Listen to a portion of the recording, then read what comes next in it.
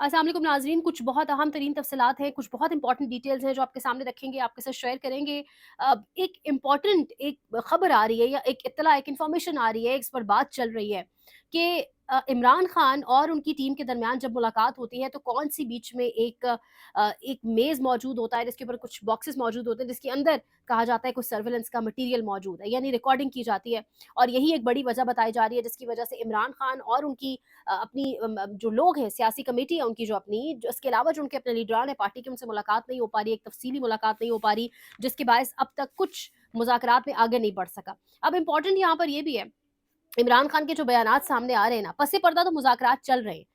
पसे पर्दा मुज़ाकरात रुके हुए हैं, लेकिन आपको सामने ऐसा दिख रहा है कि मुज़ाकरात चल रहे हैं। यानी सामने आपको एक लग रहा है कि इस हफ्ते दोबारा शायद मुज़ाकराती और जो हुकूमती कमेटी और मुज़ाकराती जो है उनकी एक मुलाकात हो, लेकिन ऐसा नहीं है। पसे पर्दा मुज़ाकरात रुक चुके हैं और उसी मुज़ाकरात रुकने के नतीजे में जो सख्त तरीन बयानात थे, जिसमें उर्दली भी कह दिया इमरान खान ने शहबाज शरीफ को, और वो जो तमाम तर बयानात थे वो चले, और फिर कल भी इस हवाले से, यानी ये तमाम तर चीज़ें और वो रुके क्यों हैं मुज़ाकरात, इसका एक बड़ा सिंपल सा तरीका है।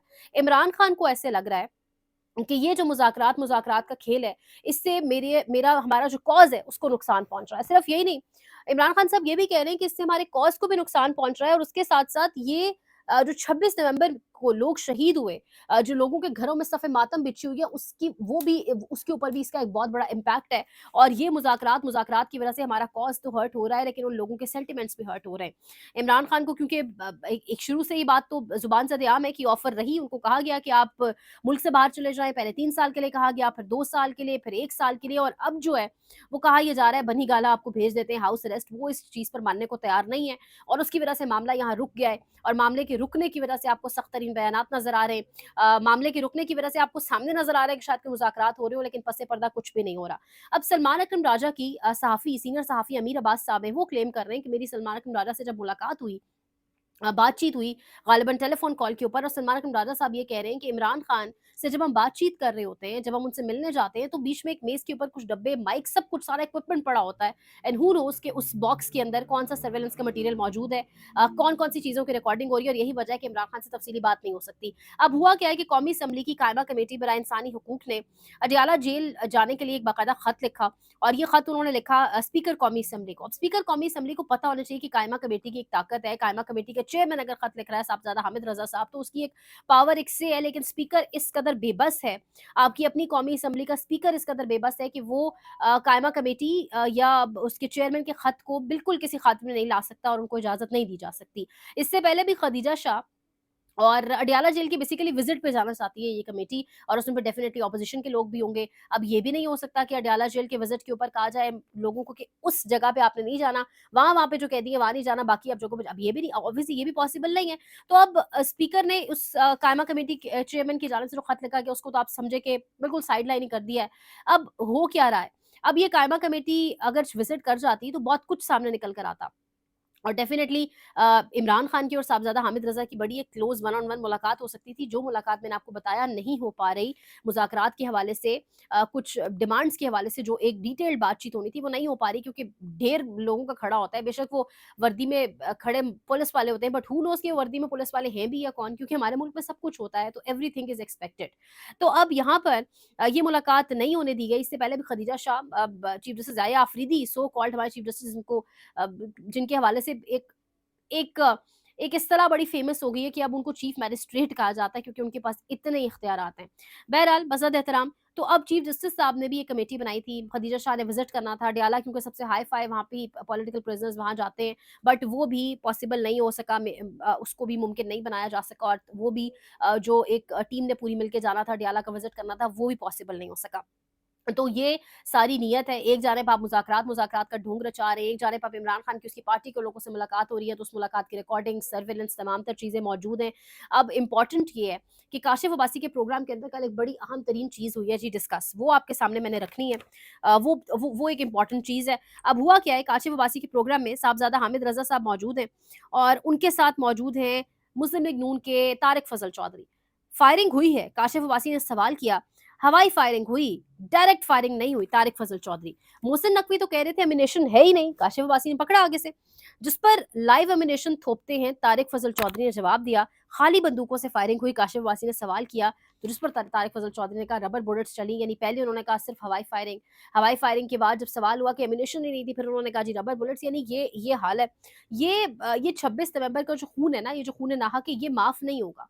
ये इस किस्म के ढंगोसले करने से, इस तरह के लोगों को टीवी स्क्रीनों पे आके लाके बिठाने से, मुनीर फारूक जैसे तर्जुमान को लाने से, सब कुछ करने से नहीं होगा। ये जो खून नाहक है, ये माफ नहीं होगा। और इमरान खान को यही रियलाइज हुआ, यही फील हुआ कि हमारा वो 26 नवंबर वाला कॉज सबसे बढ़कर, यानी वो जो नाहक जाने गई हैं, जो मासूम लोग शहीद हुए हैं, वो हर्ट ना हो जाए। तो ये मुज़ाकरात मुज़ाकरात, क्योंकि मुज़ाकरात के पीछे हो क्या रहा है, टीवी पर क्या चलाया जाता है आप सब जानते हैं। वो अलग बात है टीवी अब देखता कौन है, बट स्टिल एक एक तासुर ये दिया जा रहा है। गालिबन इमरान खान माँग रहा है कि मुझे बनीगाला हाउस अरेस्ट भेज दो। वो तो कह रहा है कि मतलब इतना जेल वो बंदा काट चुका है। मुझे वो एक स्टेटमेंट याद आई। खान साहब ने कहा था कि मैं ये रेड लाइन मिटा कर दिखाऊँगा। ये जो रेड लाइन आपने लगाई है, इसको मैं मिटाऊँगा, मिटा कर दिखाऊँगा। और पहले साल खान को कहा गया 3 साल के लिए मुल्क से बाहर चले जाओ। 3 साल से अगले 2 साल पे आए। 2 साल से अब साल पर आ गए, और अब साल से बनीगाला चले जाओ चुप करके, ये निज़ाम चल लेने दो। निज़ाम की को गारंटी दो, क्योंकि तुम गारंटी दोगे तो निज़ाम चलेगा, यहाँ तक मामला आ चुका है। एक जानिब मौलाना फजल रहमान है।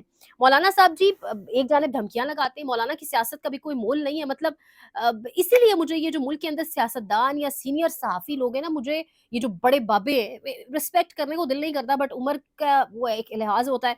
मौलाना अब एक जानिब हुकूमत को शाम बनाने की धमकी दे रहे हैं और कह रहे हैं अपना अंजाम बशार अल असद जैसा ना करो, अपना अंजाम अगर ऐसा करोगे तो अभी नाम ज़हन से देखें, बांग्लादेश की हसीना वाजिद जैसा अंजाम हो जाएगा। यानी एक जानिब आप मौलाना साहब धमकियाँ देते हैं, एक जानिब आप शहबाज शरीफ से मुलाकात, एक जानिब आप बिलावल से मुलाकातें, एक जानिब आपके घर के दरवाजे बिलावल के लिए भी खुले हैं, एक जानिब आप 26वीं आईनी तरमीम पास कराते हैं, एक जानिब आप पास करा के कहते हैं जी इसके पीछे ये रीज़न थी। यानी 26वीं आईनी तरमीम के बाद ये अदालतें क्या बन गई हैं, मैं और आप हम सब जानते हैं। और 26वीं आईनी तरमीम ही बेसिक चीज़ है, वरना आज अगर जस्टिस मंसूर अली शाह होते, या आज ये आईनी बेंच या अमीनुद्दीन खान वाला ड्रामा ना होता, तो ये फौजी अदालतें, ये इलेक्शन, ये ट्राइब्यूनल्स इलेक्शन उठा के वो फेंके जाते, क्योंकि जो इलेक्शंस जिस तरह हुए हैं और जो इलेक्शंस के ऊपर मामलात हैं, जो केसेस लगे हुए हैं, उससे एक एक चीज़ वाज़े हो जानी थी। लेकिन 26वीं आईनी तरमीम आपने पास करवाई, और उसके बाद मौलाना की ये धमकियाँ, और फिर दूसरी तरफ वो सब कुछ चला भी रहे हैं। अगर मौलाना चाहते तो 6 से 7 माह के अंदर अपनी सारी की सारी सियासी ताकत इमरान खान के साथ शामिल करके इस हुकूमत को 6-7 माह पहले ही खत्म कर चुके होते, लेकिन ये मौलाना के स्टेटमेंट्स हैं। अब आज मिलिट्री कोर्ट्स वाला मामला जो आईनी बेंच सुन रहा है, कल इसके अंदर क्या हुआ जो मैं आपको बता नहीं सकी। कल जस्टिस अमीनुद्दीन खान और मोहम्मद अली मजहर ठीक-ठाक बरहम हो रहे थे।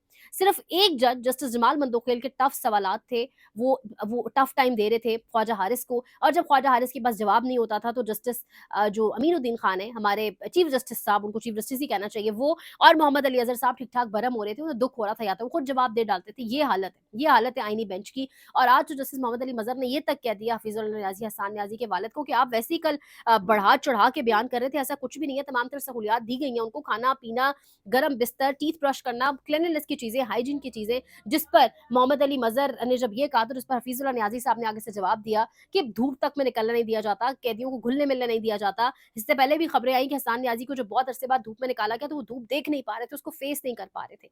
तो ये हालात हैं, यानी जमहूरी मुल्कों की एग्जांपल्स दी जाती हैं। कहा जाता है जी फलाने मुल्क में जी आप किसी भी जमहूरी डेमोक्रेटिक मुल्क की एग्जांपल नहीं दे सकते फौजी अदालतों के हवाले से। आप कोरिया की, आप चाइना की एग्जांपल दे सकते हैं, आप बर्तानिया, अमेरिका, इनकी एग्जांपल्स नहीं दे सकते, वहाँ पर ऐसा कुछ भी नहीं हुआ। ख्वाजा हारिस ने आज भी यही जो सामने मुद्दा रखा, उन्होंने कहा कि 2 आर्टिकल्स हैं, आर्टिकल 8(3) और आर्टिकल 5, और दोनों जो आर्टिकल्स हैं उन दोनों आर्टिकल्स को अगर आप सामने रखें और उनका तज़ाद देखें, उनको डिफरेंशिएट करें, तो फौजी अदालतों के अंदर सिविलियंस का ट्रायल हो सकता है, जिस पर जमाल मंदोखे लगे ने कि वही टफ टाइम दे रहे हैं। उन्होंने कहा कि आगे बढ़ें। कल भी आप इसी नुक्ते पर स्टक थे, जिस पर उन्होंने जो मुनीब अख्तर साहब का फैसला था 23 अक्टूबर 2023 का तफसीली फैसला, वो पढ़कर सुनाया, और उन्होंने कहा कि इस फैसले को सामने रखें तो सिविलियंस का मिलिट्री कोर्ट्स में ट्रायल हो सकता है। फिर उन्होंने एफबीएल केस का हवाला भी दिया, एक रिटायर्ड ब्रिगेडियर का हवाला भी दिया, जिस पर जस्टिस जमाल मंदोखेल ने कहा कि ये जो आप तमाम तर हवाले दे रहे हो और आप जो बातें कर रहे हैं, जो 9 मई के मुल्जिमान हैं, वो तो कोई मिलिट्री पर्सनल भी नहीं है, ना ही वो कोई रिटायर्ड फौजी है, ना ही वो एक्स सर्विसमैन है, तो उनको कैसे आप इस चीज़ के अंदर ला सकते हैं? तो बहरहाल जवाब नहीं है, डिफेंस नहीं है, क्योंकि केस क्या है, कितना बोगस है।